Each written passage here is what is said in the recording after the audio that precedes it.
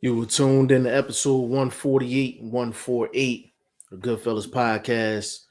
Your host G5 Jeff TV, aka G5, aka 5, aka the Guru. Big shout out to the team, man. VP Shane, Boxing First Vlog, man. Big shout out to both of them. Big shout out to Ty Finney, the legend. Big shout out to him, my guy Chris G. You know what I'm saying? Everybody else that rock with us. You know what I'm saying? So give a couple minutes for people to roll on in here. But we got a whole lot to talk about. Dillian Whyte, Jermaine Franklin. We definitely got to talk about that. Regis Prograve and Jose Zapata. Got to talk about that as well. We got some other news that came out. We had a referee that admitted that they cheated for Manny Pacquiao about 20 years ago in a fight. It's just, interesting to hear someone admit that on camera. That news is not really important, but definitely a talking point. And we got a lot of other things to talk about. Michael Johnson, Boxing Talking More. Big shout out to the bro. Big shout out to you. Said, where the rest of them geezers? What up? Man, I don't know where them geezers at, man. You know what I'm saying? But if they show up, they show up. If they don't, I'll rock a solo party. You know what I'm saying? I don't care if anybody on the dance floor or not, man. I'm a DJ this whole thing, you know what I'm saying? So big shout out to Michael Johnson, man. Big shout out to you, bro. But yeah, we got a lot to talk about. A whole lot to talk about. I'm trying to think what else. Zach Parker and John Rodder. We definitely got to talk about that. Chocolatito fight this weekend. Tyson Fury and Derek Chisora doing the media rounds and things like that. Whole lot to talk about. Let me actually let the people in the chat know we up in here. They come on in the building. Hold on a second. But hope everybody weekend went well. Tried to get on here yesterday, but some things came up. But we are here today and we are going to rock out. Trust and believe me, we are going to rock out for sure. Give me just a second and then we are going to get started.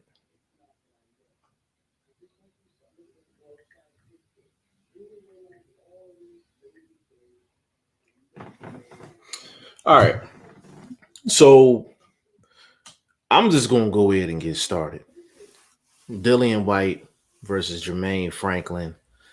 And the fight went exactly how I thought it was going to go, especially from the standpoint of how competitive Jermaine Franklin was in that fight. Now, I was on the In This Corner podcast with Ty Finney, the legend. Big shout out to Ty Finney.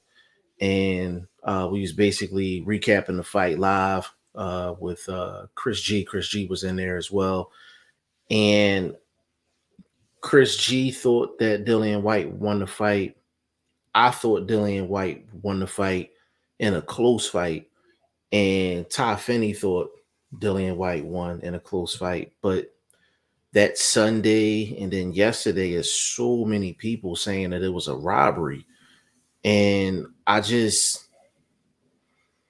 can't say that it's a robbery either way. Like, I can't say it's a robbery either way. And that fight wasn't the easiest fight to score.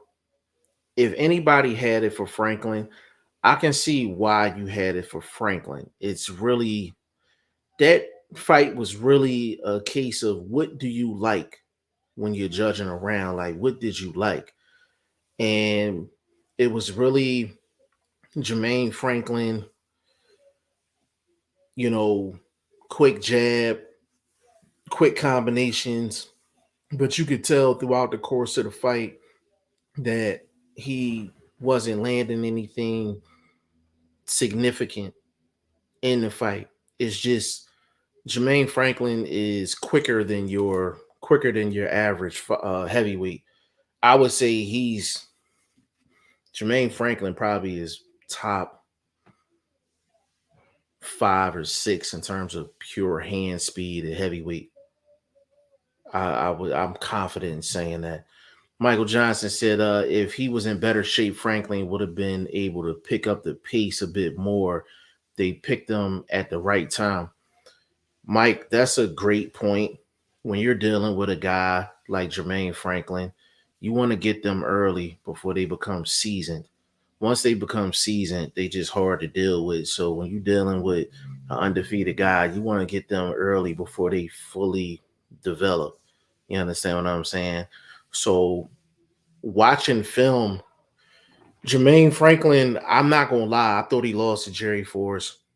Um, and there was another fight that he had, and I thought he was having difficulty in that fight too. Rodell Booker fight.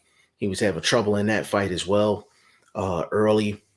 And the thing with makes your comment so true, Mike, is that we noticeably seen Jermaine Franklin start getting tired after the 8th round. He was taking real heavy breaths after the 9th round. So 10, 11, and 12 was a struggle for him. I think a combination of him being in better shape, and if Jermaine Franklin gave Dillian Whyte any angles at all, bro, he would have won this fight easy. But I said in the beginning of the fight and towards the middle of the fight, I'm like, yo, like he's getting a little too comfortable just sitting there going back and forth. You know what I'm saying? Let's see. My man Ghost in the building. Big shout out to Ghost. It says salute family. Big shout out to you, bro.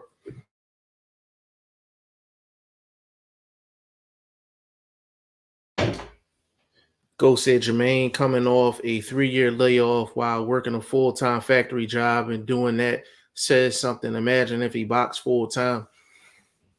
Ghost, you know the thing that's crazy? With 80% of the guys in the sport don't fight full-time. You know what I'm saying? I'm from Philly, so I remember when what's my man name? I'm drawing a blank. Hank Lundy. Hank Lundy works a full-time job and fights. Is a bunch of dudes that just work a regular job and fight as well. It's just like I said, 8 out of every 10 fighters have a full-time job and don't do boxing full-time. You know what I'm saying? Michael said, I meant Franklin was going through some shit. He wasn't in the best of shape. That's what I'm saying. Like I didn't find out about any of that stuff until right before the fight. I was really just breaking down film. And Jermaine Franklin, I was like, that's a risky fight. I was like, that's a real risky fight. He got really good hand speed, really good hand speed. I'm talking like Andy Ruiz type hand speed at heavyweight. Jermaine he's going to be a problem. He's going to be a problem. I think somebody needs to really invest in him so he can box full time. But I would favor him against a lot of dudes, man. The little subtle nuances in terms of the footwork, because he's a smaller heavyweight, he has to add those smaller nuances when it comes down to the footwork. And what I mean by footwork is that just a small pivot, maybe a small pivot to the left and a half turn, small pivot to the right, a full step back. Those two little moves would have made Dillian Whyte reset so many more times than what he had to. You know what I'm saying? And he would have got better angles on his shots, because a lot of times what Dillian Whyte was doing, he was I don't know if he was watching some old Tim Witherspoon film or some George Foreman film, but he was doing a lot of this on defense. He was doing a lot of this. He was doing, he's doing a lot of this, a lot of this type defense, a lot of Tim Witherspoon type defense. I mean, it didn't look as good as Tim Witherspoon. Don't get it twisted. But he definitely applied a different style of defense, for sure. Let's see. Let me see. Ghost said, I know this is not the topic, but none of them really wanted what my big bro, big shot Shaw though. I got Shaw in 5 against either. Ooh, I like Shaw too. I like Shaw, man. I like Shaw. We need to actually probably do some coverage on Shaw. I like Shaw for sure. Uh Michael Johnson, you remember I told you I know something about Franklin well before the fight. Bro, you did tell me that, bro. You did tell me that. I remember we was on camera and you said it and you was like, It's something off camera." Like you couldn't say it on camera, but I remember you telling me a while ago, like, "Yo, you need to get an interview with that dude." That was months ago, bro. I remember that. Remember that. You right. He did show us something, but he didn't stick to it. Yeah, I. That's what I'm saying, bro. Like, the other person I was thinking about as far as a full time job, Brian Baba Jennings. Brian Baba Jennings was working a full job uh before the Luis Ortiz fight. He was working a full time job at a bank. You know what I'm saying? So you just see a lot of these dudes, man. Like, it's so many dudes that's talented, man. But if you don't have the whole package together in terms of dedicating yourself to the sport, things like that, and there's so many dudes that's just lost talents. You know what I'm saying? Ghost said Franklin has the attributes needed to be a top 5 fighter in this era. He has the tools to beat a lot of these guys. So, Ghost, there's two things with Jermaine Franklin. Now, I watched about 5 of his fights before I tuned into the Dillian Whyte fight. There is two major flaws with him. Two major flaws with him. Number one, when he gets into heated exchanges, his chin be like this. He be like he newsy, like he looking for something. He like this. Chin just be out there. He's like, hit me. And the other thing that he does is he leaps. He leaps in with shots and he leaps in wide. He can't do that against upper echelon heavyweights. That's going to get him clipped. It's going to get him clipped real bad. And when you leave your feet with shots, you expending energy. I remember the fight with Bernard Hopkins and Kelly Pavlik. And Bernard was finding success with that leaping left hook. And God rest his soul, brother Nazim Richardson, was telling him in the corner, he said, you land in that leaping left hook, but I don't want you going off your feet to throw punches. He was just like, I want you pacing them shots. You know what I'm saying? You got to pace them shots. So he got to watch that. My girl, Martha Rodriguez in the building. Big shout out to you. Ghost said word, bookmark that Shaw versus Guido card in January. It'll be a showcase fight. Actually, you know what, bro? I actually want to call that live. Like I want to actually call that live and actually do that fight proper. So yeah, I'll definitely bookmark that for sure. Mike said all these American heavyweights need to use ankles and get their windpipes up. Yeah, man. Like so the there's another guy from Philly, and I'm like horrible with names, so I apologize in advance. But there's another heavyweight in Philly that he fought on PBC, and he oh my goodness, who did he fight? And he was having issues. Um, oh my goodness. Give me a second. See, I gotta find his name because he from North Philly too. He from North Philly too. Darmani Rock. He fought Darmani Rock, and they called Darmani Rock, and he wasn't.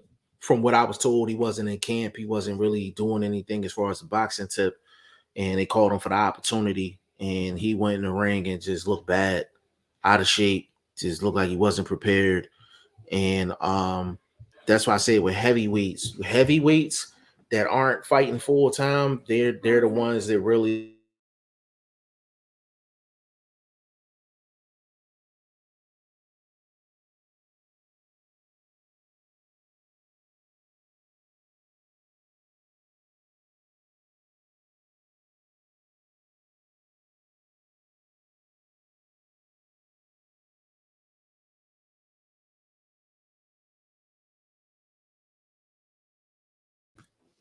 My bad, y'all. Folks walking in and out. Shit.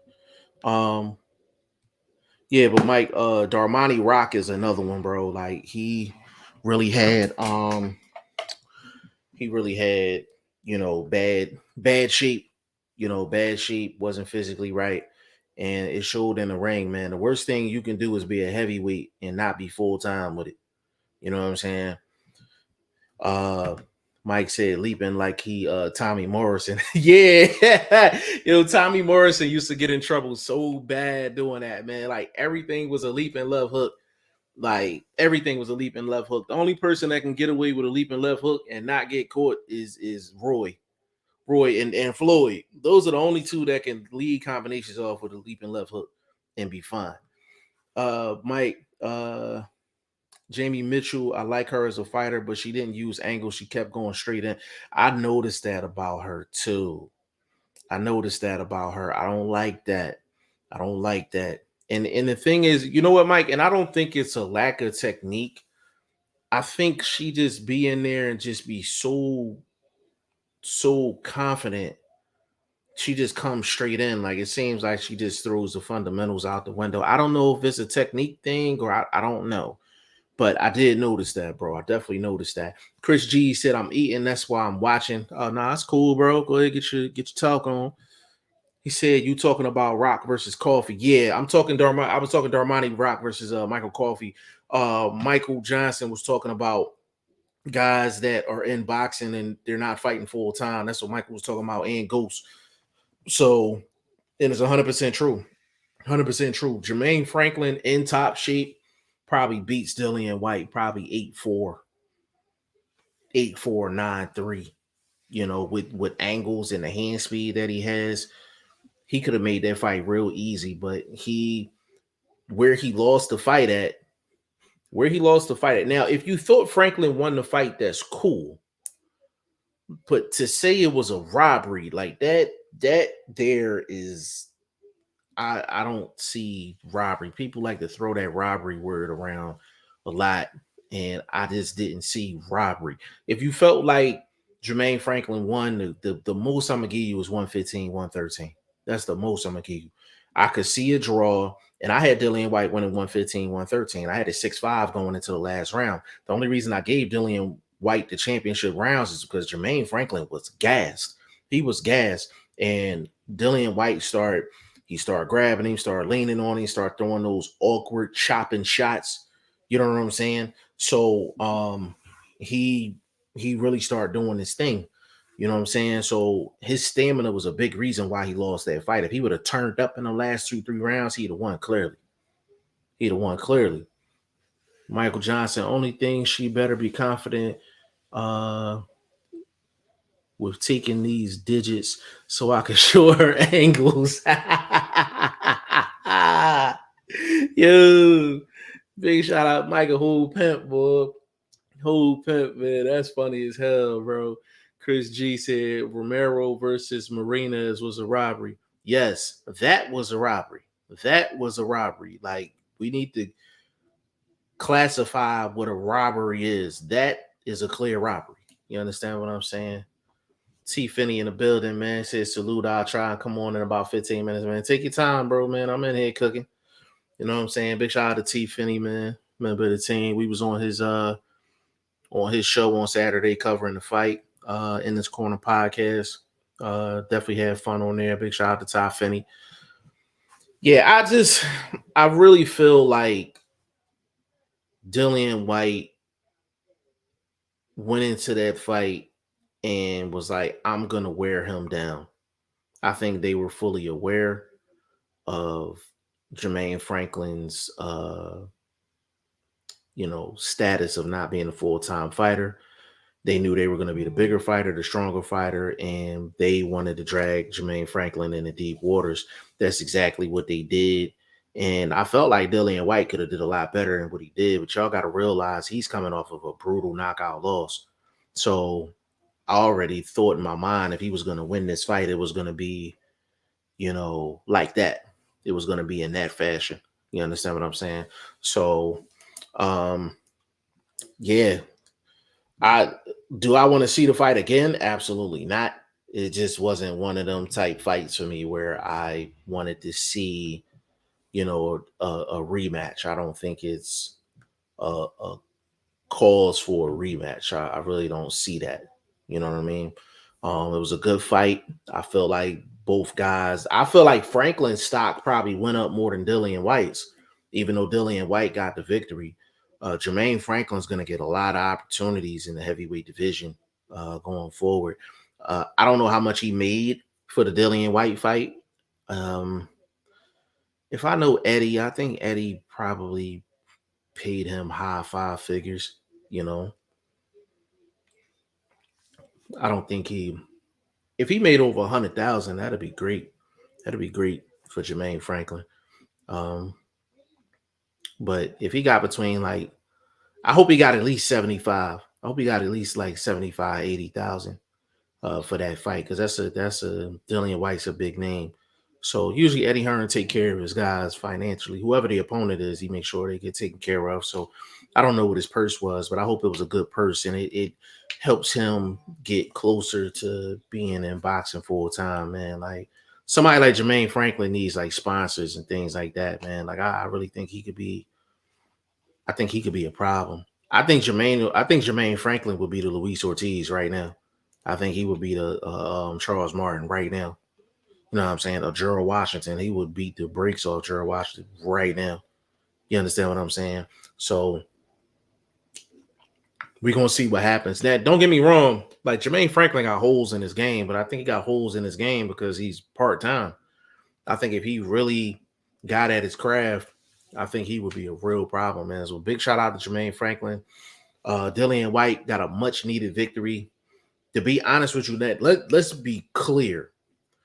Dillian White will never be the same Dillian White from like in his prime, and I'm talking like a couple years ago. You'll never see that Dillian White again. And I'm a Dillian White fan, so you're not gonna see that Dillian White again. What you're gonna see is Dillian White going in there, being more strategic, and I think they're just gonna be more careful with his opponents. At the end of the day, AJ was in the crowd. People were talking about it might be a AJ Dillian White fight coming up. To be honest with you, I feel like both guys need that fight. AJ needs a fight where he can kind of work on his skills and work on things that he's working on in the gym. And I think Dillian White would be the perfect guy to do that. Dillian White, he needs a guy that pretty much he's familiar with, a guy that doesn't have a whole lot of hand speed and all of that. So AJ has okay hand speed, and he's really good offensively when he's able to get off. But both guys are familiar with each other. I think it's a competitive fight, but it's a safe fight for both guys. I think they will feel, real comfortable against each other. So that might be the next fight. I'm still pissed off at Buddy McGirt though. I ain't gonna front. I'm still pissed off at Buddy McGirt. Buddy McGirt.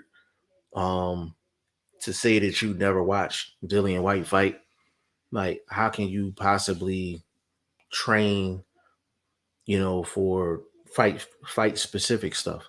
You know what I'm saying? So I'm still upset about that, but it is what it is though. Chris G said, I read 2 articles just now that Franklin got 500,000.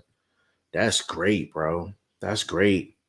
That's great. If Franklin got 500,000 coming off of a layoff and against Dillian White coming off of a loss, a major loss, that's Eddie Hearn. I told you, Eddie Hearn take care of his guys. You heard me say between 75 and 100.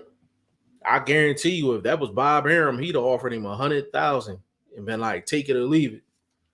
You better believe that. But if that's true, that's a great number for him, man. Great number for him.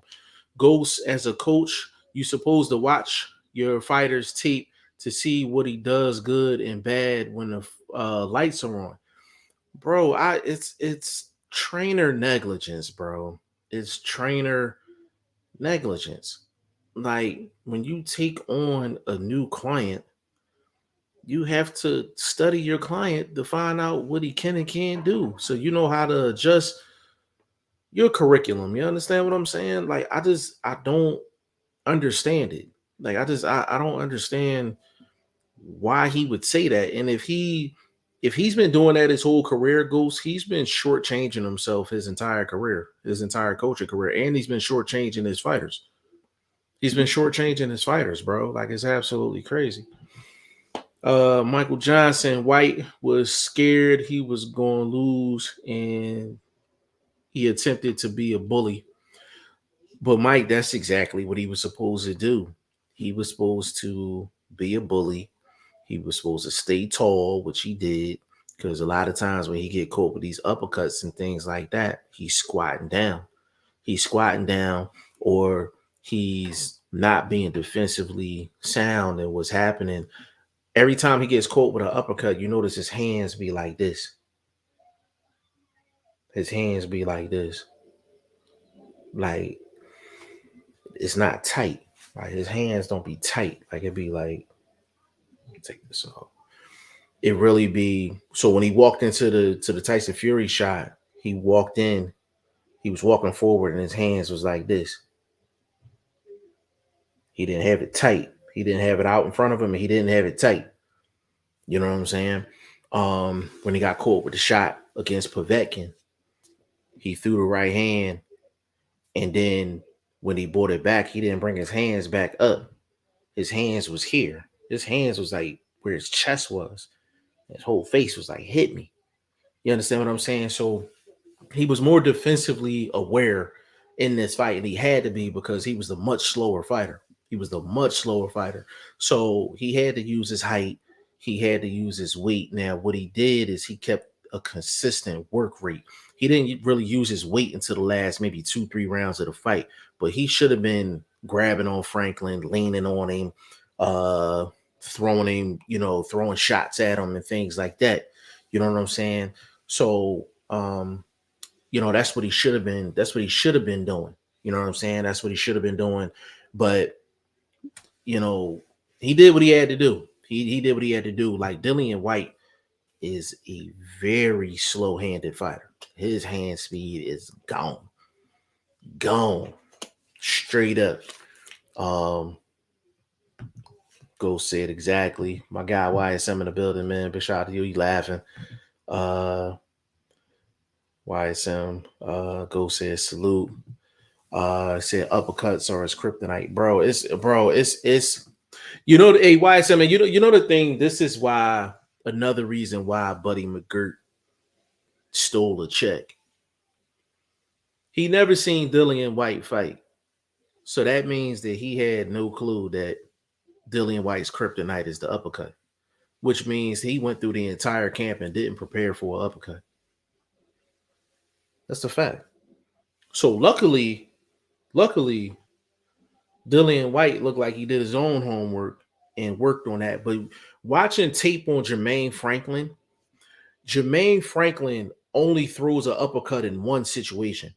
When he gets up close to a guy, and you know how when you on the inside, and YSM, you know this, when you on the inside, even in the gym, and you doing that tire drill where you put 1 foot in, 1 foot out, when you working, you switch from shoulder to shoulder. Like, you might lean on a right shoulder, then you might go to the other side, lean on a left shoulder, and you're constantly moving around and you're trying to position to get your shots off. So the only type of uppercut that Jermaine Franklin throws based off the tape that I watch is YSM. He'll throw a shot like this. He'll lean this way, he'll lean on the shoulder, and then come with a tight uppercut, almost like to create space almost. So he'll lean this way, give him a quick uppercut.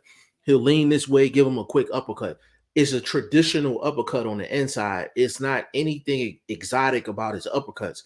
It's the awkward uppercuts that catch Dillian Whyte. The traditional ones, he's going to catch them all day. It's the ones that people throw and either the distance is off or the timing is not normal. When Povetkin caught him with the shot, it was an uppercut, but it was almost like a 45 shot. You know what I'm saying? So when Dillian Whyte threw that right hand and it came across like this, Povetkin ducked like this and then gave him the shot. You know what I'm saying? And his whole face was open. Tyson Fury, he's 6'8", 6'9", like this. You're not supposed to be throwing uppercuts from that distance. So you can almost say he might have been surprised by that uppercut, but he still shouldn't have walked into it. Buddy McGirt didn't train Dillian Whyte at all for the uppercut. And if he did, it was purely by accident. It wasn't because he knew Dillian Whyte had a reputation for getting caught with uppercuts, or he knew that Jermaine Franklin throw was a great uppercut. You know what I'm saying? Ghost said at YSM, when you over at Team Ortiz, we got a new Cuban named Daner Pero going pro December. You gonna love what he got. He one of them Morel types. I know you already hip. YSM said he everything a young Arislandi Savant was 6'5", moves like a middleweight, popping either hand, only 21. Watch out for him. Yeah, definitely watch out for him for sure. But see, that's what I'm saying, man. Like, even with these young guys, they gotta be schooled correctly, man. They gotta be schooled correctly, and you can't be. That's what I'm saying, man. Buddy McGirt, a veteran in the game, man. Like, he can't be on no bullshit like that, bro. He said, G5 all facts. If you throw an uppercut right now on this live, it'll probably land on White chin. Yeah, man. I'm gonna throw that thing from the Wi-Fi section, man, and land that joint for sure. Like, and it's just, and you know what, bro? You know the thing that's crazy with this, the uppercuts he get caught with. They're not even, people aren't even setting up the, they're not even setting up the uppercuts. It's like they see the shot, they throw the shot. It's not even the fact that they've been, throwing certain shots and probing Dillian Whyte. It's just at certain moments, he just he leaves his he just leaves his hands like this. You know what I'm saying? He hold his hands like he holding a newborn baby. Like he just hold it out like this. And all of this is just available. Like, you know what I'm saying? It's crazy. My guy Andre Southgate in the building, man. Big shout out to Andre Southgate, man. Said here listening. Big shout out to you, bro. He said, "Is that Bob Santos' new fighter?" I think that's for Goose. Yeah, it's crazy, man. Like it's crazy how open he is for uppercuts, but it's just Jermaine Franklin didn't create the angles to actually land the uppercut. He was straight 1230 straight up and down. Like Dillian Whyte, that's the only time he's not going to get caught with the uppercut, if he's standing right in front of a guy and everything is right down the middle of the street. He's going to catch that. If you notice, he didn't get caught with a good uppercut the entire fight. He didn't get caught with a good one the entire fight. Michael said, you notice how high that tape be on Whyte's wrist. Yeah, yeah. I noticed that, bro. I definitely noticed that. And that, to be honest with you, I'm not surprised it got past the inspectors. If he was in the States with that, they probably would have made him retape. They probably would have made him retape, bro. Facts. YSM, he said Lanier Petto, little brother, Shane Shapiro got him right now, I believe. But he had Team Ortiz learning and fine tuning. And see, that's what I'm talking about, man. Like you gotta fine tune these young fighters, man. Make sure they're going in with optimum knowledge and confidence going into these fights, man. We can't have no trainers on no bullshit. And I love Buddy McGirt, but Buddy is on some bullshit, man. You know what I'm saying? Mike said it'd be to the logo. Yeah, bro. It's crazy, but see, Mike, you a hardcore boxing fan. Like dudes don't even notice that type stuff. It was crazy because I said it on camera. I watched I didn't watch the fight, but when Ricky Hatton had his actual exhibition match. I think it was against Barrera, I think, or Morales, one of the two. And they literally showed him the zone in the back, and he was punching the wall with his gloves, and they was like celebrating, doing it. I'm sitting up there, and I'm like, yo, like he's obviously moving the padding from out his gloves. Like it's an old school trick, and I'm like, nobody picked up on that. Hey man, we got Ty Finney in the building, aka the legend in the building, man. Big shout out to you, bro. What's going on? What's going on, man? Glad to come on with you. Hey man, appreciate you, good brother. We just in here chopping it up, talking about that Dillian Whyte and Jermaine Franklin, man. YSM said UK inspectors are cheeks. To be honest with you, man, like them UK inspectors, man, they are terrible, bro. They are terrible. Them YSM, them boxing inspectors in the UK, man, they got I think they got Sunoco vests under these shirts, man. They work at the gas station after the fight's over, man. Like they are terrible, horrible, bro. Straight up, man. Michael Johnson, he said, I told my boy to tell him, but he forgot. How you forget when he sitting eating dinner right next to you?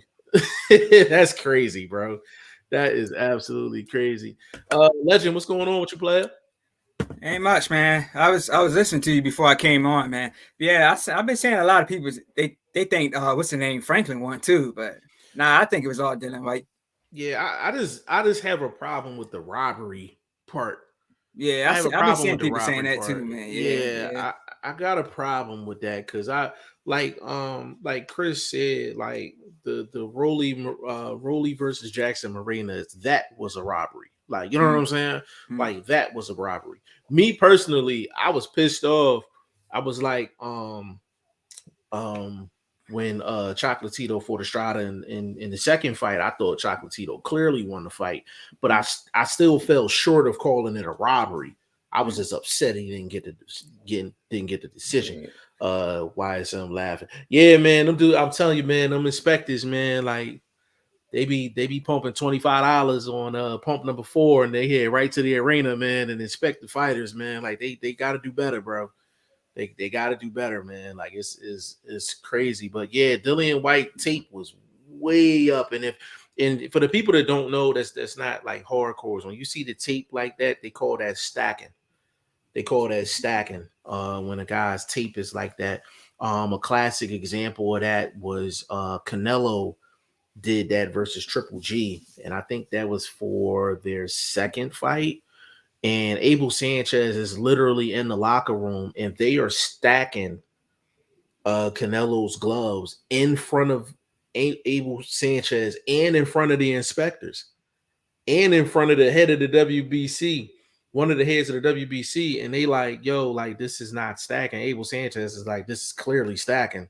And he was like, I'm gonna put in an official complaint. But people don't know the simple things like how to wrap gloves and like what's too much tape and what's stacking. Like these are things that a lot of people don't know about. And every little thing gives you an advantage. Every little thing gives you an advantage at the end of the day. You know what I'm So saying?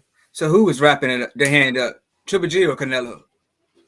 Canelo was getting his hands wrapped And you and said they were putting too much tape on it. they was putting too much tape on it and it was too high. So you Gotcha. got you got the laces here, you got the Mm, laces around here, right? mm, And then you got the bottom of the glove. That tape is only supposed to go up to a certain point. When you right. stacking, you're basically overlapping the tape, but that tape is like all the way up here. Mm, You know what I'm saying? And it's not supposed to be like that. You know what I'm yeah, saying? yeah. Uh You it's reminded crazy. me of Mayweather and Madonna, because you know Mayweather Madonna when he tried Madonna those gloves Madonna had on, he was like, oh hell no, because he was trying to say it Right. had no pattern in it, and he was like, Right. he was trying to say if Madonna was gonna wear those gloves, they weren't gonna have no fight. I remember And him and Ella be backstage, talking about that. Yeah. those are the nuances of the sport that we really don't get into, but that's why you have, and Shane and I did videos on this years ago. So you got horsehair gloves and then you have memory foam gloves. And this, for the people that don't think I'm a hardcore, this is why I'm gonna prove I'm a hardcore like really quick. So you got horsehair gloves and then you have memory foam gloves. Memory foam gloves is almost like a mattress. You can sit on the mattress and then once you get up, it's gonna pop right back into position. Horsehair gloves is almost like think of it this way, like memory foam gloves is like a piece of loose leaf paper. Horsehair gloves is almost like shredded paper through a shredder after it's shredded. Right. So you can have a horsehair glove, you can maneuver the padding around within the knuckle and get that horsehair to actually move away from that section. So when you get to the ring, all of that horsehair is like along this part of the hand, is away from the knuckles. So you're getting more power on your shots. So they're known as puncher's gloves. Yeah. So the ones that Maidana had was puncher's gloves. Okay. You know what So, I'm saying? so I wonder, like, since Mayweather, didn't want him to use those gloves, it kind of reminded me if he did Madonna wear those gloves when he fought Broner, because Broner took a beating. So So Maidana definitely wore those gloves okay, against Broner. And I remember Floyd said on the interview, he said, well, I see why. He said, I see why he knocked Broner down twice okay, if he wore those gloves. But the thing is, the most important thing, no legend, is that those gloves are legal. Those yeah. So gloves are that's what I was legal. getting ready to ask you, because like if he's wearing them, I'm sure they they all inspected the gloves and checked them and everything before he wore them. So Right. Just to yeah, show you how much of a hardcore I am and how my eyes be open. When Ricky Hatton did his exhibition a couple weeks ago, mm, he had horsehair gloves and he literally was punching the wall before the fight. So yeah, he was separating the actual horsehair padding away from his knuckles. But okay, people just seeing him punching a wall, and the traditional, casual fan is like, oh man, look at Hatton. He in his 50s and he punching a wall. right, That's some hardcore shit. I'm yeah, like, no, he's separating the pads so he can get extra leverage on the shots. yeah. That's what he's doing. You Did you understand what watch I'm it saying? though? Hmm? Did you No, watch I his didn't watch it. exhibition? Yeah, I didn't I know. watch I it. heard. I think he came out with a walker or something like that. I seen that Yeah, part. I was yeah, yeah. I cracking saw. up. I Yeah, was cracking up. yeah, I seen that part. I didn't actually see like the fight though, but yeah, yeah, that's the yeah. stuff I'm talking about. But like that, those gloves was legal. So basically, when you mentioned the Floyd situation with Maidana, um, they ended up cutting the cameras off. But basically, the commission and the WBC told Floyd like, hey, these are legal gloves. As much as you don't like them, these are legal gloves. And Mayweather was like, hey, he's either gonna fight in the gloves that I'm right. wearing, or it's no fight. Yeah, he But was like, yeah. I remember him saying that. Put him in the same shit as me. yeah, but the thing was, I'm like, the gloves were already approved. The Okay. gloves were approved. So when they have the part where they actually pick the gloves out, those gloves are actually approved by the commission prior to the fighters picking which ones they're going to use for the fight and Mm, which ones are their backups. You understand what I'm saying? yeah. So they're already approved. So they told Floyd, like, hey, as much as you don't like this, they're approved. Like, Mm. if he wants to wear them, he can wear them. Floyd ended up paying Maidana 1.5 to not even wear them gloves. Oh, wow. Paid him 1.5 not to wear them gloves. So that's what I'm saying. Like, it's, like, Yeah. the game deep, man. Like, Yeah. the game Yeah, is deep. I do remember, like after the fight was over, when they were talking. I believe it was Jim Gray when they were talking about Madonna mentioned, hey, he wanted to wear those gloves, after the fight was over, or something like that. Or Floyd should have let him Yeah. wear those gloves or something. I remember that, man. Yeah. But see, Yeah, that's what makes Floyd so great. You're not gonna get one up on him. You're right. not gonna get one up on him. You know Yeah, what I'm saying? He did what he was supposed to do. yeah, Mike said, he said, right, it could be used to draw the cushion back. Yeah, exactly. Exactly. Facts, bro. He said, fun fact, gloves were called mufflers and they were intended to protect the face and hand during sparring. And you know what, bro? That's what gloves are for. Gloves are to protect your hands. Boxing gloves are to protect your hands. Boxing gloves are not made for you to inflict more pain with this type of glove versus this type of glove. Like, if they really wanted to increase safety in the sport of boxing, they would get rid of the horsehair glove. They would get rid of the horsehair glove if they really was concerned about safety. Now, I think in Vegas, I think once you get to a certain weight, I think it's 147. I think it's 147. You got to wear 10-ounce gloves. But see, every state is not the same. right. You know what I'm saying? Every state Yeah, is not the same. So it's like, if you watch some of them old, like Bro, watch the gloves of Arturo Gatti and Mickey Ward. Yeah, Remember I them, think. Yeah, I think. bro? Do they got a documentary about them? Yeah, they I got a think I may have documentary seen about that. them. Yeah, yeah, Bro, they gloves look like remember them thick ass gloves your mom used to make you wear when you was young and it'd be like yeah, 20 degrees outside. yeah. Them thick black gloves and your hands be cooking on the inside. That's literally what them gloves look like, man. They were that thin. You know what I'm saying? Yeah, So it's crazy, man. It's crazy. Michael Johnson said they let that ninja punch the wall. Damn. Yeah. Bro, they showed it on the zone. He's in a hallway by himself going like this, bro. He's just punching the wall, going boom, boom, boom, boom, boom. And everybody, like, they was like saluting it. And I'm like, yo, he's moving the padding back in an exhibition. Like, are you serious? Like, mm, I said, yeah. I So, said, what about what you think about all the criticism with Ferry? But I believe I don't know if it's the second round when he fought Wilder. Everybody kind of say it looked like his wrist was hitting Wilder, like his gloves were coming off or whatever.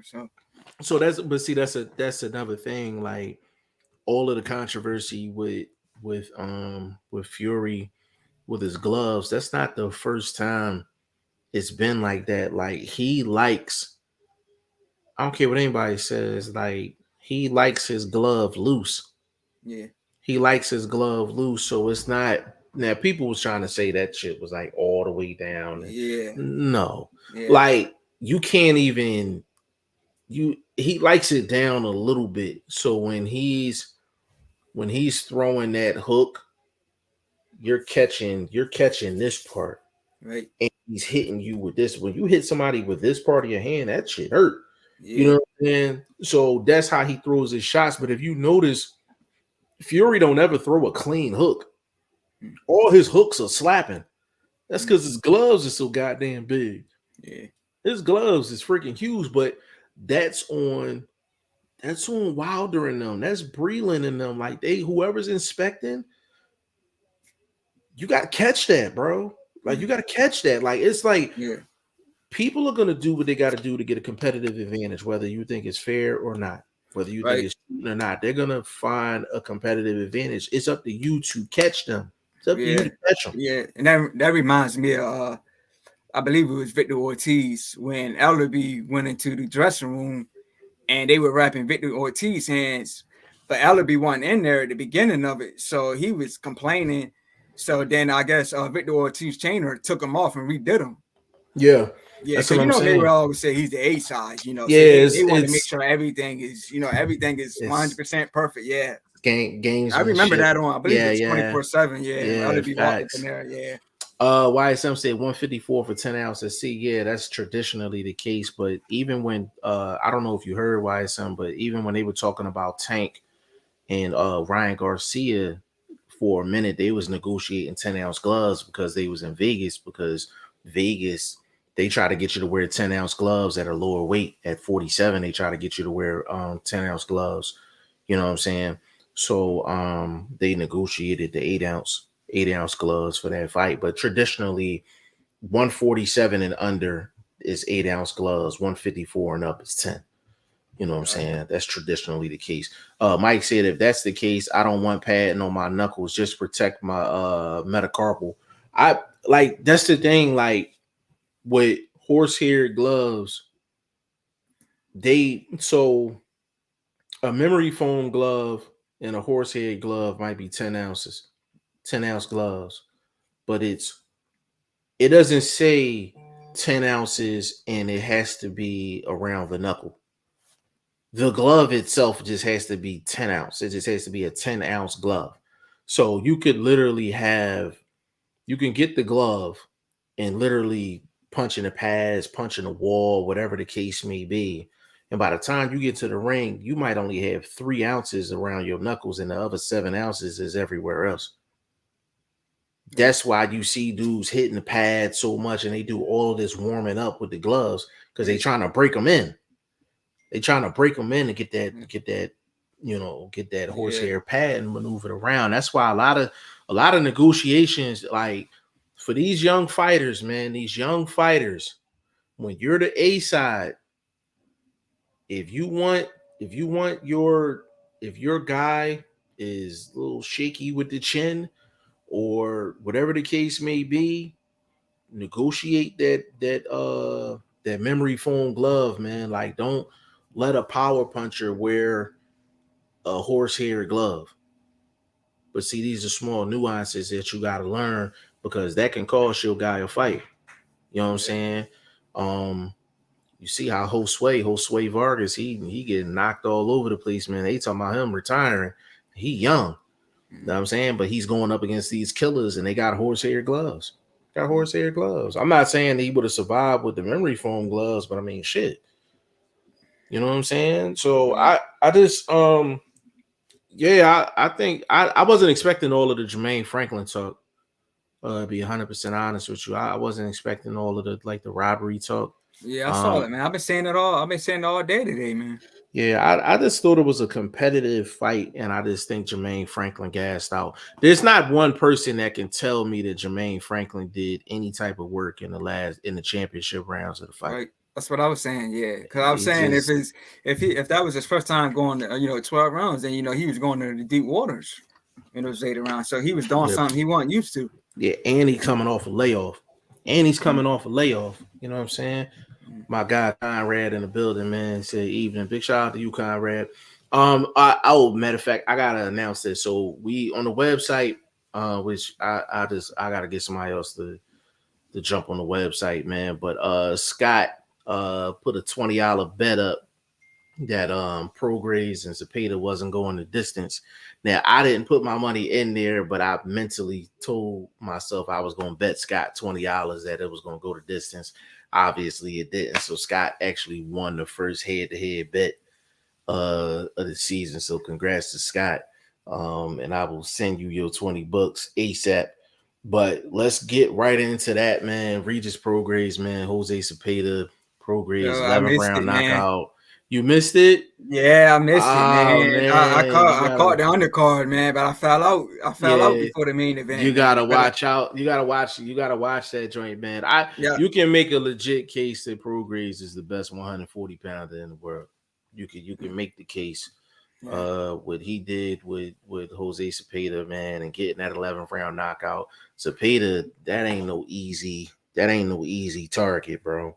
right. That ain't no easy target. I know Prograis was like a 4-1 favorite, but still, you still got to go in there and handle business. But Regis Prograis, new champion at 140 pounds. Congratulations to him. I would love to see Prograis and Josh Taylor rematch. I think that'd be great. A lot of people thought Prograis won that fight with Josh Taylor. 140 is so stacked, man. It's so Mm, stacked. It's so mm, deep. You got I mean, you got Tiafimo, at 140 now.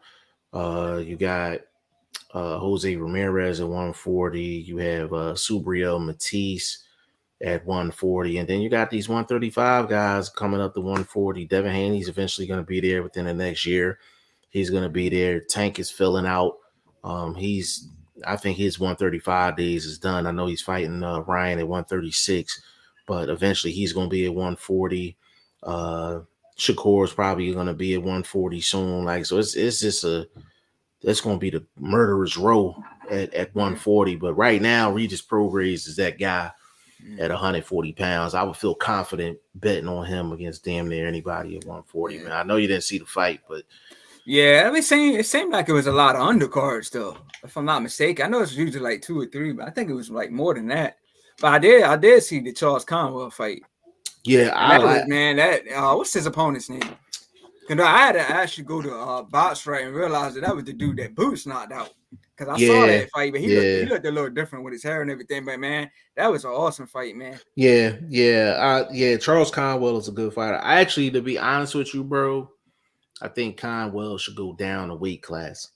Man, I think that if cut he messed him up, man. That the cut was cut a did bad mess him cut. up. Yeah, Yeah. that was a real Mm, bad cut. They mm, could have just waved it. To be honest with you, with that cut too. mm, You know what I'm saying? But Conwell, I think Conwell should go down a weight class if he can do it, in a healthy way. And I mm, think he will be a monster. He's kind of relatively small for his weight class.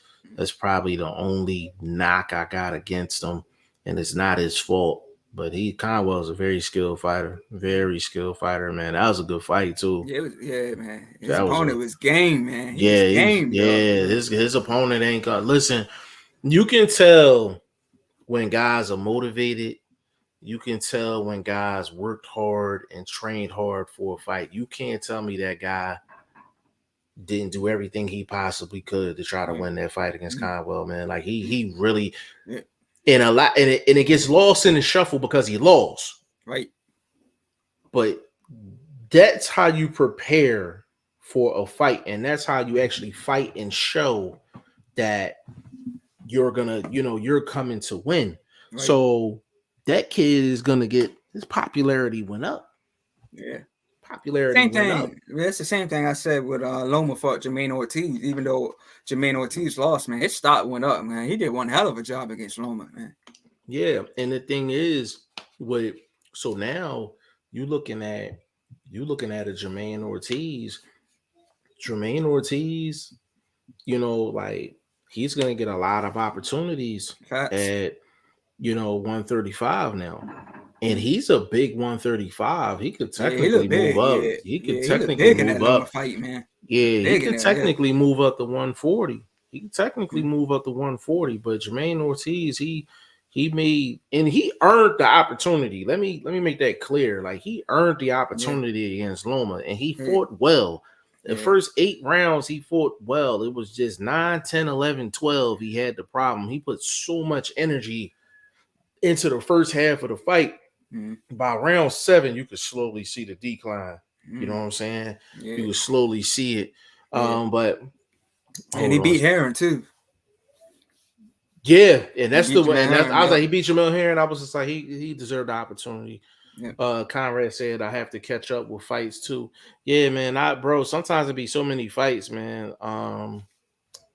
You know what I'm saying? Like, yeah, that's what you're saying, man. Sometimes when it's a lot of fights on, like one night, it's just hard to catch them all. But I said I was anticipating that fight, man. But I said I just fell out, man. Yeah, listen, man. I ain't gonna lie, man. I ain't no young dude, man. I ain't in my 20s, man. I need a nap before I watch a whole bunch of fights, man. Because you let it be like 10 o'clock, man. I'm on the couch. I'm watching, but I'm like this. Right. Yeah, that's how I was, man. But yeah, did you see the Fernando Vargas Jr. knockout? I seen the knockout. I seen that. Like I said, I seen the Charles Conwell fight, but I didn't catch the main event, man. Yeah, and the thing is that I'm like, you can jump on Instagram and catch a highlight and act like you watch the fight, man. I actually want to watch the whole fight and literally break down, the fight. Anthony Jones in the building. He said Dill Pickles lost. Who's Dill Pickles? Who are you talking about? I don't know. No who's Dill? I'm new. I'm new, bro. Like I'm not new to boxing, but I'm new to that nickname. Who's Dill Pickles, bro? And why are they called Dill Pickles? I don't even like that nickname. I don't like Dill Pickles. Like that's something wrong with that picture. For sure, man. Bro, where do you see Dillian Whyte going from here, bro? That's a good question, man. That's a tough one, man. As far as what do you think? Maybe a Otto Walden. Wow. To be honest with you, bro. The way it's a winnable fight for Dillian Whyte, but Otto Walden has a really good jab and he give you angles. That can be a real difficult fight, real risky fight. To be honest with you, bro, even though Dillian Whyte won the fight, I could probably come up with more logical fights for Jermaine Franklin than I can Dillian Whyte. Right. You know what I mean? Like Dillian Whyte looked. The only thing I can really think of for Dillian Whyte, I'm like, he's not gonna. Obviously, a Tyson Fury fight is out of the question. I'm not gonna lie. I wouldn't mind seeing him in Wilder. Yeah. Yeah, I was Because they reading don't that like each Wilder other. wants Joshua or something. But yeah, but Dylan White been calling out Wilder for a minute, He man. been calling out Wilder for years, You bro. know, I I can't remember which fight it listen, was, but he was like, "Let's go, Deontay, let's go." yo. If Al Heyman wanted to, if Al Heyman really wanted to get to the bag, really wanted to get to the money, he can send Wilder on the European tour, bro.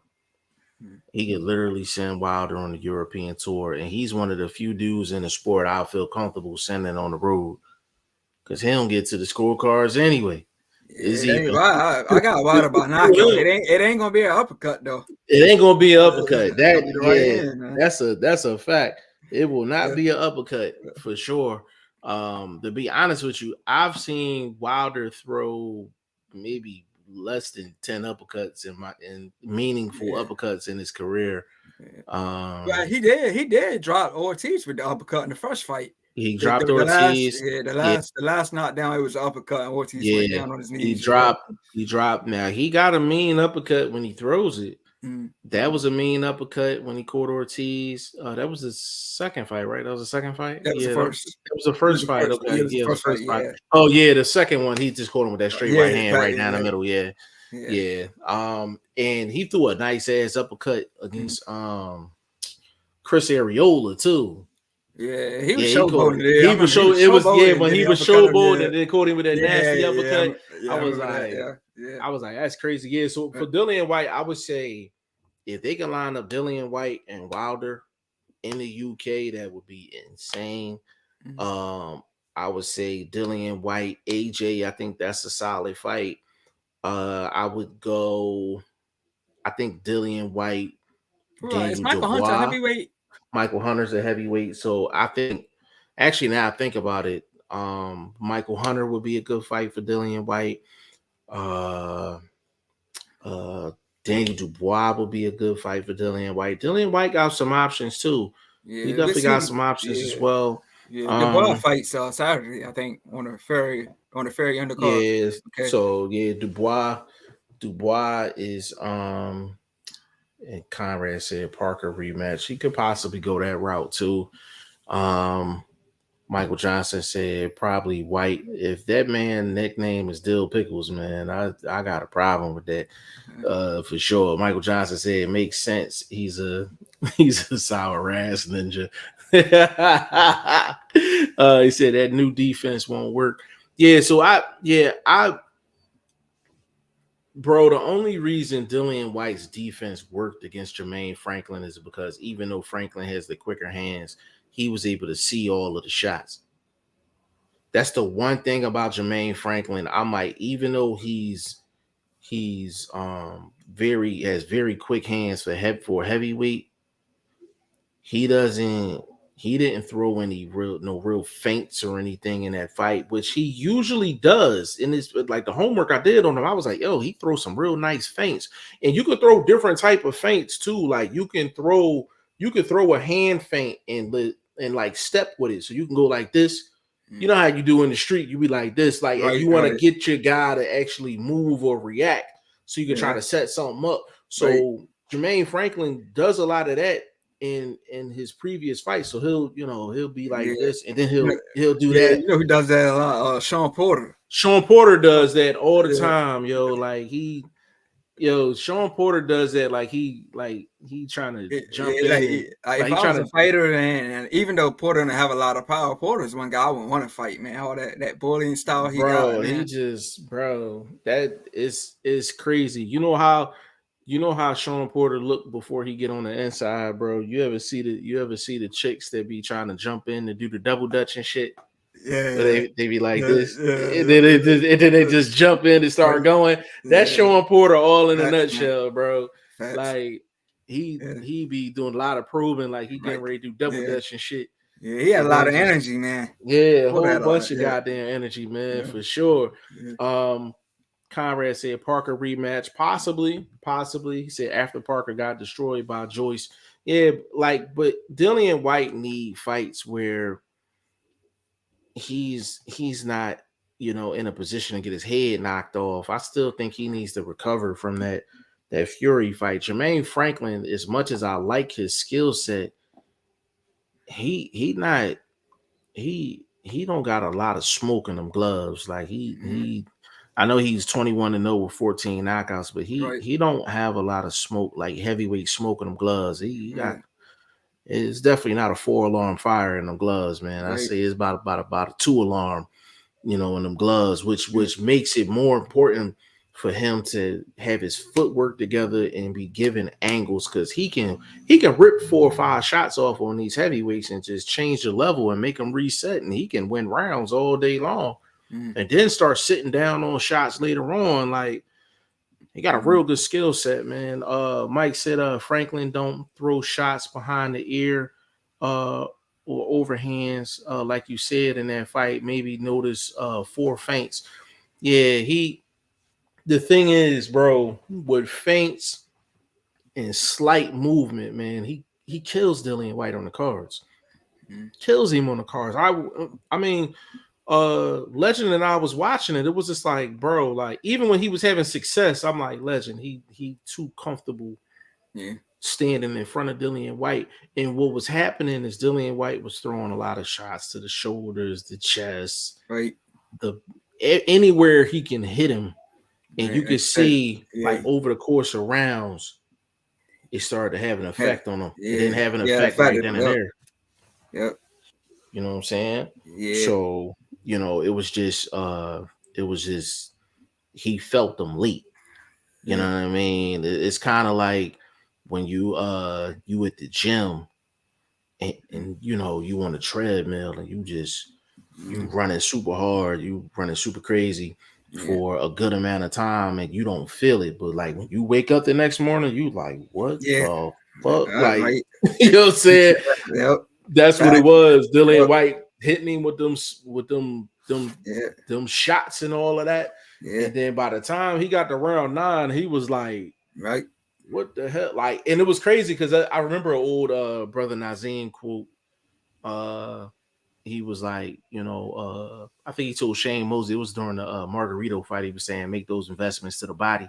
Mm. Matter of fact, you know what? That was I think it was B Hop. I think it was B Hop and Pavlik again. He was like, make them investments underneath. He was just like, he gonna be hitting the gas, ain't gonna be no gas left in the car.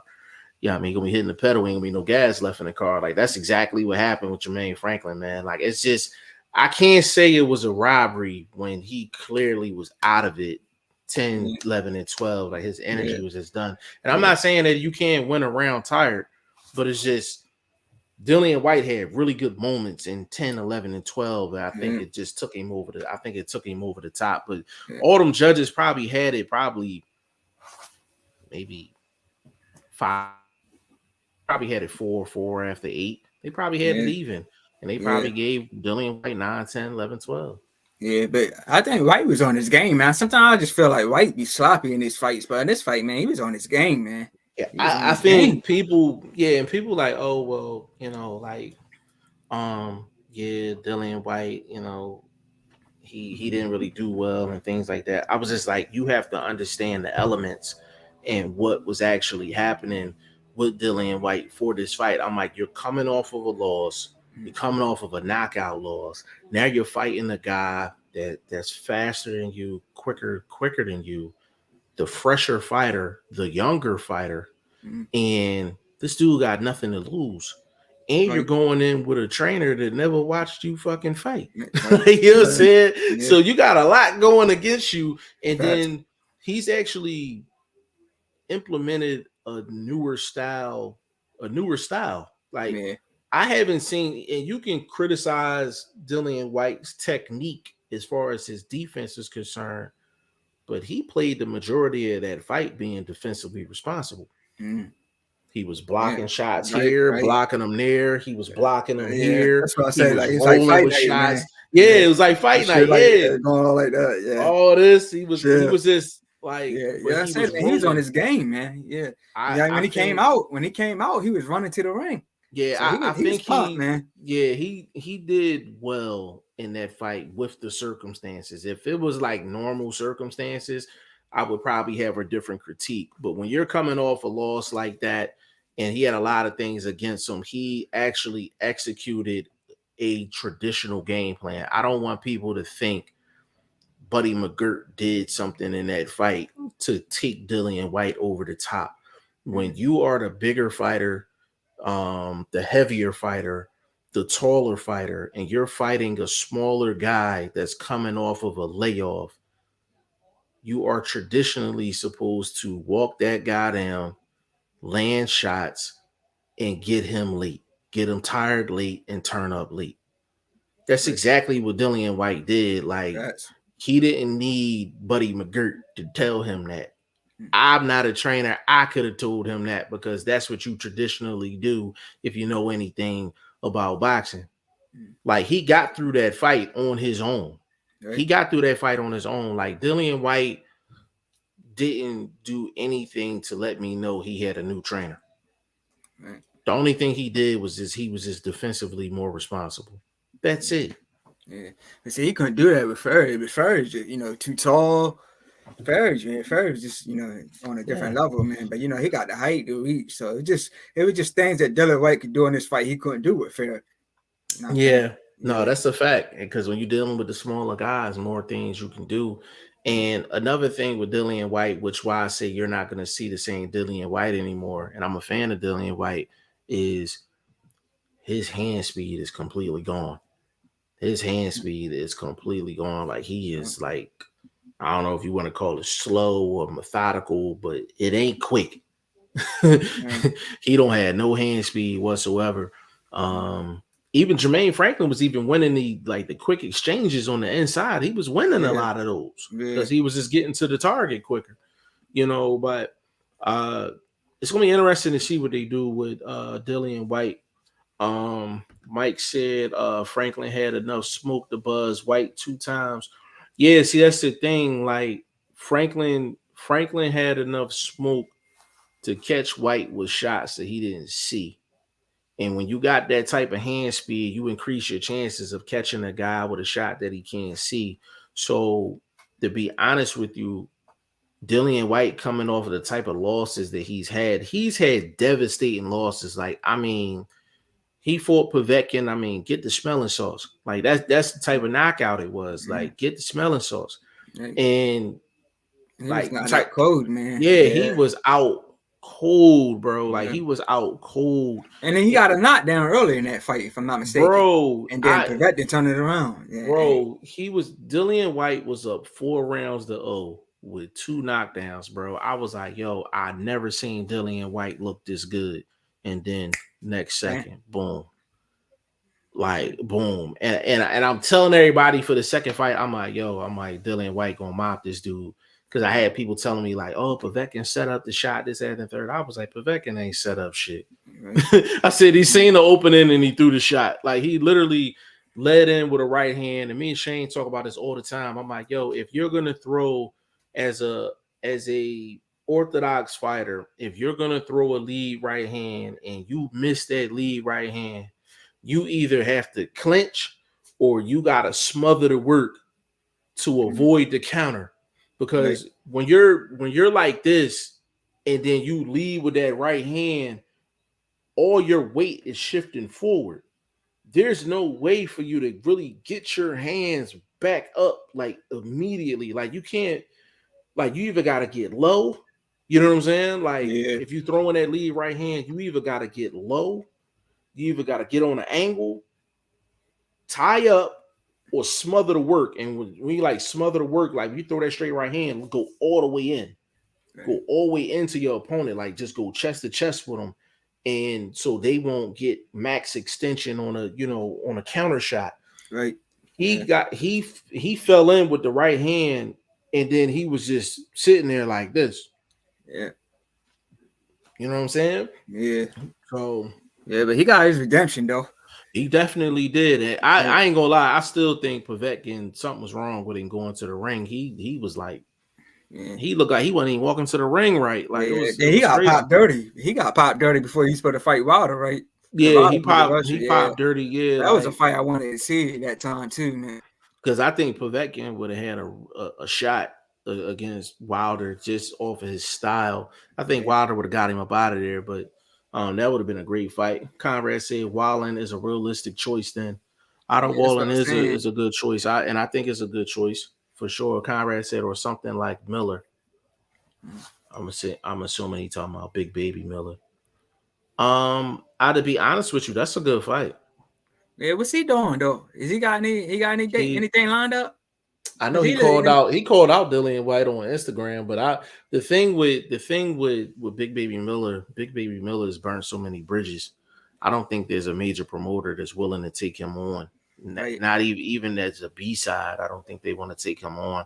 So I I don't thought know if I thought I saw something with him and Lucas Brown. I know Lucas Brown got a fight lined up. so. Lucas Brown, right? So initially he was supposed to fight Big Baby Miller, and then that fell through. I just Fell through. think Okay.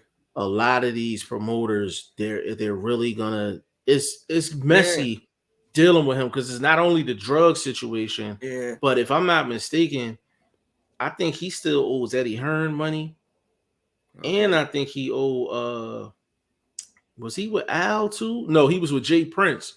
He was with Yeah. Jay Prince, and he got a bag from Jay Prince too. So I'm like, if you take him on, there's certain people he still got to pay back, to my knowledge.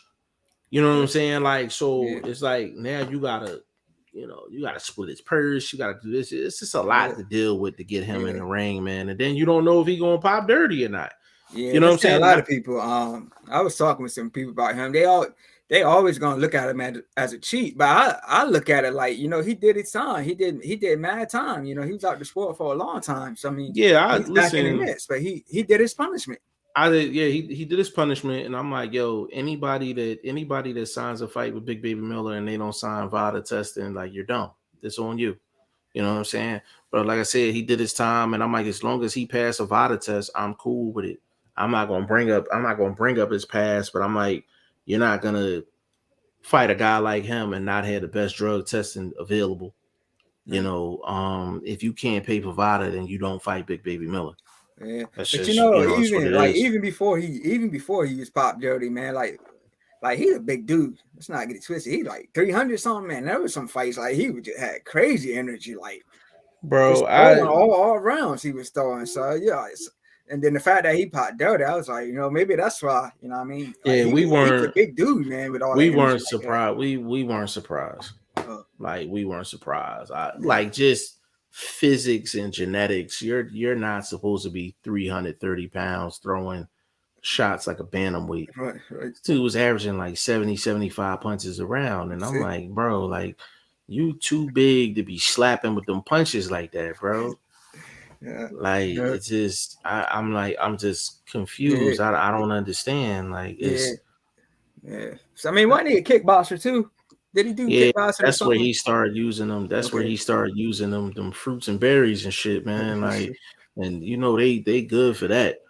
Yeah. Um, Michael Johnson said, Wallen won't be a good move for White business wise. I agree. Wallen, they can find a better name than Otto Wallen because it's a lot of risk and not a lot of reward. A lot of risk and not a lot of reward, man. Otto Wallen could definitely do a number on Dillian White, especially how slow Dillian White looked. He looked hella slow. Michael Johnson said, White, bring your punch Raz and fight Anderson and go on an American tour. Dillian White, Jared Anderson is a really good fight. It's a really, really good fight. And that could be a coming out party for Jared Anderson. Yeah, But he fighting next month on, I believe, on Teofimo Lopez card. yeah, I wouldn't sleep on Dillian White in that fight though. I would favor Big Baby Anderson for sure because he's just a younger fighter, younger, Yeah, fresher. yeah, he's only got like 12, 13 fights. Yeah, He had some, young, man. fresh. He had his last fight, man. He overcame adversity, but he got the job done. I can't remember what the opponent's name was, but I Yeah, remember watching that, man. He had a little trouble in the round, but yeah. yeah, I like Jared Anderson. I'm just yeah. looking to see what he does against better competition for Yeah. sure. Um, I mentioned on one of my episodes him and Richard Torres, but Torres only has like 4 fights. But I think yeah, eventually down the road they they can might make see that each other. happen. Yeah, Yeah, yeah, they and could that's a good one, definitely. man. Yeah, they can definitely see each other, man. Like it's wide open, man. This heavyweight division is wide open. I Yeah, listen, Jermaine Franklin, Big Baby Anderson. That's a good fight. That's a real good fight. You know what Yeah. I'm saying? That's a really, really good fight.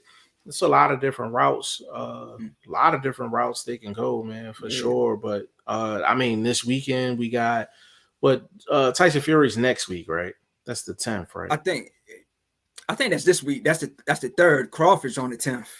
Crawford's on the 10th, right? Crawford And on Tefimo Lopez on the Teofimo, 10th. So you got yeah. two fights that night. Yeah, Tyson and Chisora is actually this Saturday. That's this With Saturday, and then the Chocolate. Chocolatito fight. Yeah, Yeah, Chocolatito fight. Yeah. yeah. And it's crazy, man. Chocolatito and Estrada had two really good fights, but for some reason, my interest is not high right now for that. Maybe got to get closer to the fight. Maybe by like Thursday, maybe I'll start getting hyped for that fight. Yeah, it don't seem like nobody's happy with this. You know, Nobody really. Tyson Fury and Chisora. I mean, I'll watch it, but everybody's saying it. I look at it like this, man. I look at it like, I guess maybe because those 3 fights with Wilder, he just taking, he just beat Dillian Whyte, so maybe he just taking like a soft touch. Like it kind of reminds me of Floyd in a sense. Floyd always said he beat everybody, and in his last fight he fought Berto. Nobody gave Berto a shot against Floyd, man. Yeah, and that's the thing. Like, I don't understand what Tyson Fury's doing. Right. So it's like you came off the Wilder fights, like you just fought Dillian Whyte, and just for some reason you just been stuck on December 10th. Like you just been stuck on getting another fight, and like you just didn't make $30-something million over the Dillian Whyte fight. Like, you know what I mean? Like, I don't understand it. I'm like, you're fighting Chisora to get to what fight? You know what I mean? Like, what's the end goal? Like, is it, you can't say it's a stay busy fight. You know what I mean? Yeah.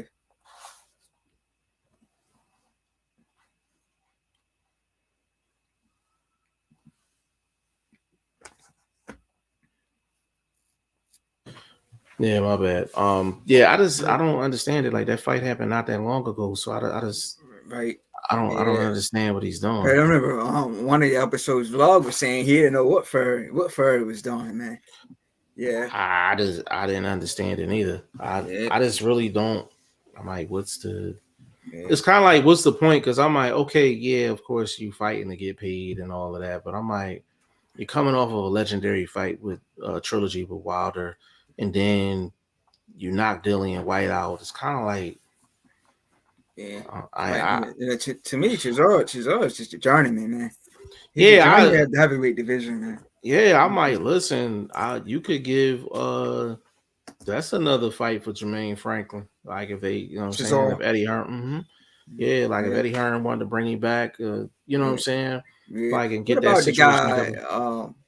Shaw, I don't know what you were saying, something earlier. I don't know if y'all would. He beat Joey DeVico.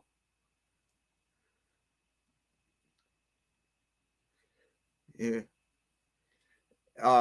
He beat Joey DeVico. Is his name Shaw? Oh, dude, Shaw. Yeah. They was talking about Shaw earlier. The guy Goose. Yeah. But see, I remember reading DeVico was saying he didn't have no training camp at all for that fight. Like so, but he's saying he still went the distance with the guy, I think. But he was saying he had no training camp or anything for that fight. So what you think that's a good fight for maybe Jermaine Franklin? I think that's a good fight too. That's a bad sign too, though. Yeah. Dude ain't had no camp and you go a whole fight. Yeah, but then didn't DeVico just have like 2 wins or something like that? I think he had like a few wins. Yeah, for sure. Let me see. Mike said it's like Whyte has been fighting in the shadows and ain't carved his own path out. You know what, bro? I think Dillian Whyte made a critical mistake chasing the Wilder fight, the WBC route the entire time. I did a video like 3 years ago, and I was like, yo, forget the WBC. He had an opportunity to fight Kubrat Pulev. The thing was, he was only going to get 25% of the purse. It was a 75-25 split. But if he would have beat Kubrat Pulev, that would have made him the mandatory for Anthony Joshua like years ago. So he decided not to take that fight. And he took another fight going the WBC route. And I think ever since then, he's just been chasing. Like, it's almost like you're chasing ghosts. You know what I mean? Like it was just like you could have went the other route and got the AJ fight. It was like, yeah, you getting 25%. It was like a purse bid. So it was like a 75-25 split.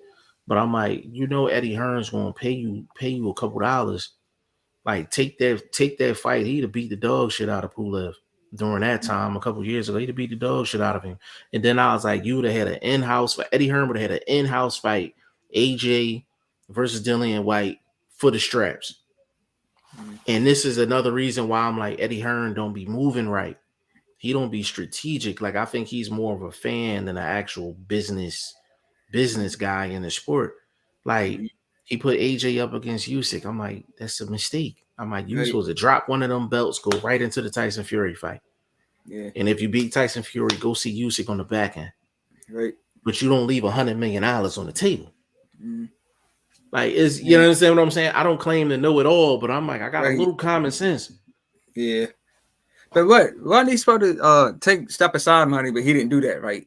He was supposed to take step aside money. He didn't do that. You're correct. And he didn't do that. And the thing that's crazy is that nobody would have criticized that man if he would have dropped the belt, because all that was going to happen is Usyk was going to have to fight Joe Joyce, but then AJ was going into a super fight. And it's no different than the Loma situation with Haney prior to him getting into a unification with Teofimo. You know what I'm saying? Like nobody criticized, people criticized Loma because of the franchise belt situation, but I'm like, everybody knew. I'm like, when you go into unify, that's bigger than a mandatory against Haney. You understand what I'm saying? Like, so I'm like, Joshua could have did the same thing and just jumped into a Tyson Fury fight in Dubai. They both making $100 million a piece. It's a big spectacle. And it's a winnable fight at that time. He'd had a better chance beating Fury than beating Usyk. Like, yeah, I remember when that news came out, man. Everybody upsets me about that. Joshua and Fury, it's gonna happen, but it never did. Yeah, that's crazy. Yeah. It's crazy, bro. It's crazy, but it's one mistake can really cost you, and it's all of the big time fighters in boxing history has made those types of mistakes. Like you take Roy Jones. Like the worst mistake he probably made was going up to fight John Ruiz at heavyweight. Right. And it wasn't about John Ruiz. It was about him going from heavyweight back down to light heavy, where you're losing 20-something, 30 pounds. And plus, Roy thought he was Superman at that point. Yeah. And then you run into a guy like Tarver and you get checked, and your career is not the same after you fought John Ruiz. Like, and think about it. He made history. He made history with that fight. But think about it. When you talk about Roy, you don't bring that up. You don't think about Roy in a heavyweight sense. You think of him at 160, 175, 168. You know what I'm saying? Like, you don't think of him at, you don't think of him as a heavyweight. Right. He had an opportunity to fight Tyson. Now, this was after jail and all of that. Like, Tyson was on the back half of his career, but he had an opportunity to fight Tyson. He made a career payday, and he was with Jay Prince at the time. Jay Prince was telling Roy Jones to take that fight, and for some reason, he just didn't want to take that fight, and he ended up going back down, fighting Tarver, ended up losing. Yeah, these decisions are very, very, very important. Like, take. He did fight Tyson in exhibition. He still got a nice bag for it. He got a nice bag for it. Not the ideal situation, but yeah. You're right. You're right for sure. Yeah. Like, even like taking it back further than that, man. Like Shane Mosley, like fighting Winky Wright twice. Like you know what I mean? Like, just. I remember Winky beating the brakes off Shane, man. Shane couldn't do nothing with Winky, man. Shane couldn't do nothing. I think that was like 2005. Yeah, I believe every fighter has their kryptonite, bro. Yeah, every fighter has their kryptonite, and I just think that Winky Wright was Shane Mosley's kryptonite. At the end of the day, like even as crazy as it sounds, like Ricardo Mayorga was Vernon Forrest kryptonite. Yeah. You know what I'm saying? Like, so I just think you got a 90% of boxing is how you moving. You know what I'm saying? How you Yeah. moving and who you're actually put up against. And that's where Floyd is like the GOAT. Floyd Right. did so much homework and made sure that he was not in a 50-50 fight at any Mm, point in his career. But you got to credit him. But it's a credit to him because he's that good. But he right. got guys at the right time, right situation. Like he had everything just lined up, man. Um, Mike said, yeah, looked like they came in there and said run them pockets. That's a fact, bro. That's a definite fact. He said too busy running behind Edward, not knowing he being used. Yeah, Mm, bro, I agree. I agree 100%, man. Like it's just it's so much going on just in boxing, like especially like in the heavyweight division right now. Like it's like wide open. It's mm, wide open because it's like you don't know what Usyk's doing. Uh, Fury's fighting Saturday, but you really don't know what he's doing. right. Um, Fighting Chisora is not gonna get you ready for Usyk, Mm, and I think he went the Joshua fight anyway. That's why I was like, it didn't matter that Joshua lost to Usyk twice. He just lost leverage. He's still gonna get the bigger fight. Like Usyk is the champion and still not. He could still be the B side in some fights. He fights mm, Tyson Fury, he's the B side. He fight AJ again, he's still the B side, even though he beat him twice. mm. You know what I'm saying? Yeah. Like, so it's really crazy, man. But you gotta if I find that Pro Grades fight, man, I'm gonna send that Yeah. John. I'm gonna Yeah. send But I that was John. reading something about Wilder saying he still want the still want Joshua, but I don't. I mean, I still it's still a good fight, man. But I Yeah, just I it just think lost its lackluster now, man. yeah, it's really if it happens, I'm gonna watch it. But I'm just to be honest with you, I'm more interested in a Dillian White Yeah, Wilder it's a, fight than a Wilder and AJ. To be honest with you, and I know I'm in the minority with that, but I know they don't like each other. right. They don't like each other at all. Like the build up will be absolutely crazy for that Yeah, fight, and I think it's a more competitive fight because I think even though Dillian White got knocked out twice, I think Dillian White got more dog in him than AJ does right now. yeah. You know, Yeah, I think um, that press conference would, yeah, that'd probably be lit, man. that Because press conference gonna be lit, Wilder was bro. too. Maybe it was just him coming off the Fury loss. Hmm. He's usually talking to at the press conference, but the Helenius joint, he was, you didn't see Yeah, that Wilder you always seen. So I don't know. I don't know if it was the losses or maybe he was just more humble. But I think him and Dylan White press conference will be lit. yeah, and that's his old sparring partner too. Oh yeah. Wilder and Hellenius. Oh yeah, yeah, That's his yeah. I old. know. Yeah, Yeah, I know. that's his old. Yeah. That's why he wasn't wilding out. You know Right, what I right. mean? In that Yeah. one, but um, let's see. Mike said, "Yo, remember when AJ lost his first fight, and then when he lost his second fight, his fans lost all confidence in him." Yeah, bro, it's crazy. But see, Mike. Here's the thing, though. They looked at AJ in this certain light, and once he wasn't in that certain light, people just didn't know how to respond. Like a lot of people, it's like, how do you respond to a loss? And it don't matter if you're a superstar, it don't matter if you're a prospect. Like, how do you respond to a loss? Like, how do your people respond to you in a loss? Like, you know what I'm saying? It was Yeah. kind of like when Broner lost to Mike Donna, his response wasn't right. His team response wasn't right. His future moves wasn't right. Like he never fully recovered Mm, from that fight. Like he yeah. never fully recovered from that fight. And they stayed away from the rematch too, which I'm not gonna lie, that was smart. That was smart. But you still have to build Broner back up after that fight. And I don't think they did it correctly. Like they didn't go through the process of getting his confidence back. Ever since that fight, he's never really like let his hands, like, let him go, Yeah. let him go. You Right. know what I mean? Like, he Yeah. never did that really after that fight. He may never admit it, but I'm a Broner fan, so I know he Mm-hmm. became a lot more selective with the shots. You gotta respond correctly coming off of a loss. And I felt like Dillian Whyte, I'm not gonna lie, I feel like he did a good job against Jermaine Franklin with that. And that's a risky fight. Mm-hmm. It's a risky fight. Like, Mm-hmm. I would have felt more comfortable putting, Dillian Whyte up against like a Big Bang Zhang or somebody like that.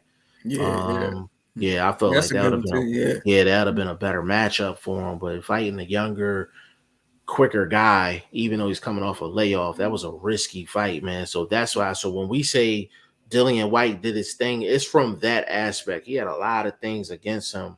Mm-hmm. Um, in Yeah. that fight, man. But man, we gonna close this thing out, man. Mm-hmm. Hour 36 strong.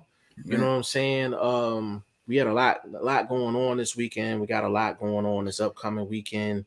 Give me your social media, good brother. Appreciate you jumping on, man.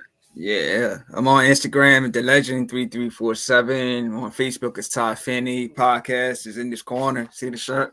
No Yes, bullshit sir. boxing. Yes, sir, man. Sure, clean as hell, man.